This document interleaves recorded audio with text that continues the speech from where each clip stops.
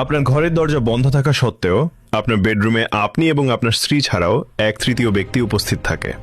এটি কোনো বিভ্রম বা মনের ভুল নয়, বরং সে এক লুকিয়ে থাকা শত্রু, যে আপনার সাথে ঘরে প্রবেশ করে, আপনার সাথে খাবার টেবিলে বসে এবং আপনাদের পরিবারের সদস্যদের মধ্যে তিক্ততা ও ঝগড়া সৃষ্টি করে। যাকে আমরা শুধু মুড অফ বা রাগ মনে করি, ইসলাম 1400 বছর আগেই তার পর্দা উন্মোচন করে দিয়েছে। সেই তৃতীয় ব্যক্তিটি হল শয়তান। ইবলিসের বংশধরদের মধ্যে এক বিশেষ শয়তান আছে, যার নাম মুফাসসিরগণ দাসিম বলেছেন। এর অস্তিত্ব কেবল কাল্পনিক নয়।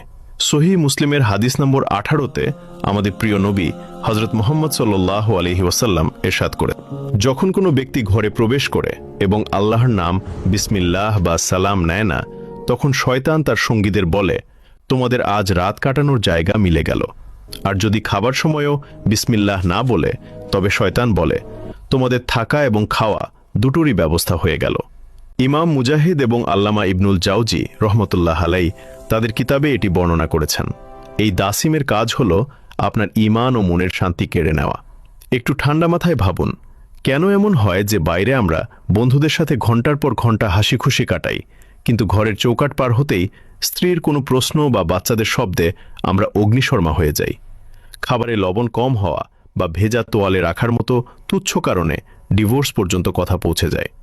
ইবনুল জাওজি তার কিতাব তালবিসুল ইবলিসে বুঝিয়েছেন যে এই রাগ আপনার নিজের নয়, এটি দাসিমের প্ররোচনা। সে জানে স্বামী স্ত্রীর বিচ্ছেদ ঘটাতে পারলে শুধু দুটি হৃদয় নয়, বরং পুরো পরিবার ও আগামী প্রজন্ম ধ্বংস হয়ে যাবে। সে আপনার অহংকার বাড়িয়ে দেয়, যাতে আপনি মনে করেন, আমি কেন মাথা নত করব, এতে তো আমার সম্মান কমে যাবে। এভাবেই সে হাসি খুশি ঘরকে রণক্ষেত্রে পরিণত করে। এই শত্রুকে ঘর থেকে বের করে দেওয়ার খুব সহজ উপায় হল ঘরে প্রবেশের সময় বিসমিল্লাহ বলা এবং সালাম দেওয়া। হাদিসে এসেছে, আল্লাহ নাম শুনলেই দাসিম নিরাশ হয়ে চিৎকার করে বলে, এখানে আমার থাকার জায়গা নেই, খাবারও নেই, এবং সেখান থেকে পালিয়ে যায়। দ্বিতীয়ত, যখনই রাগ আসবে, সাথে সাথে বুঝবেন এটি সেই তৃতীয় শক্তির কারসাজি। তাই ঝগড়া না করে চুপ হয়ে যান অথবা আউযুবিল্লাহ পড়ুন। আজ থেকেই আপনার ঘরকে শয়তানের মেহমানখানা বানানো বন্ধ করুন। আল্লাহ আমাদের সবার ঘর রক্ষা করুন। কমেন্টে সবাই আমিন লিখুন এবং এই ভিডিওটি শেয়ার করুন। আপনার একটি শেয়ারের মাধ্যমে বেঁচে যেতে পারে হাজারো সংসার।